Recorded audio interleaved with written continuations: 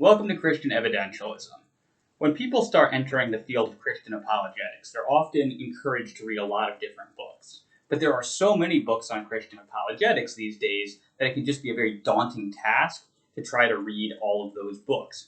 And so today I'm going to just show you some of the books that I think are, six of the best that I think are helpful if you're just wanting to get introduced to apologetics. So first on the list, we have Mere Christianity by C.S. Lewis. Now, this is a classic book in Christian apologetics, and I know that several Christian apologists have been inspired by this book, and so I think it's a great one to start with. Second, we got William Lane Craig's On Guard. Now, this book is kind of an easier to read version of his book Reasonable Faith. And so if you're looking for something that's very accessible but still rigorous and up to date on current debates in philosophy and apologetics, then this is a really good one to check out. Third, we've got Joshua Rasmussen's How Reason Can Lead to God. This book is one that's a little more philosophical, but it's really good. It'll really stretch your mind. But it's written accessibly. So it's one of those books where you'll get as much out of it as you put into it. And so I think it's a really good book, one of the best introducing people to really cutting edge, up to date work on contingency arguments for God's existence. And everything is just laid out so clearly. I can't recommend that one highly enough. Fourth, we've got Is There a God by Richard Swinburne. Now, Richard Swinburne wrote one of the kind of classic books, modern classics in philosophy of religion, called The Existence of God. But that's more of a dense book written for philosophers and people who are, very well studied in the field. But maybe someone who's just getting into it, it's something that's not going to be too easy for them to understand.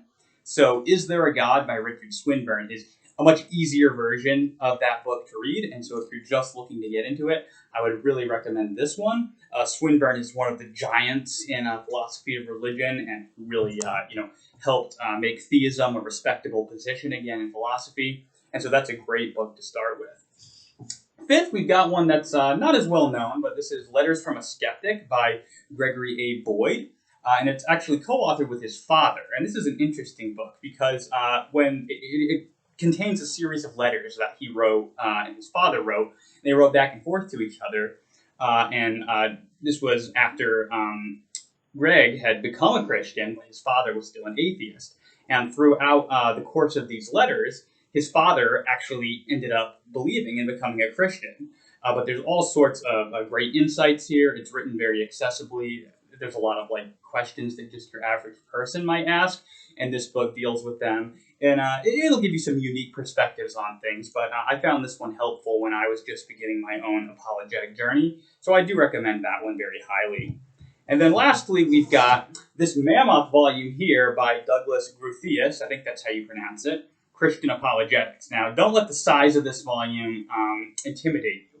There's a comprehensive defense of the faith, but each chapter in it is pretty much standalone. So you won't have to read the whole book through. You can just take one chapter at a time. Groothuis is very detailed, and the book it covers a lot of territory. So I definitely recommend that. So there you have 6 different books that just introduce people to apologetics. I think those are some of the better ones on the introductory level. Obviously, as you'll want to move on to higher level books eventually. But if you're just looking to get started and you don't know where to start, I think that those are 6 of the best.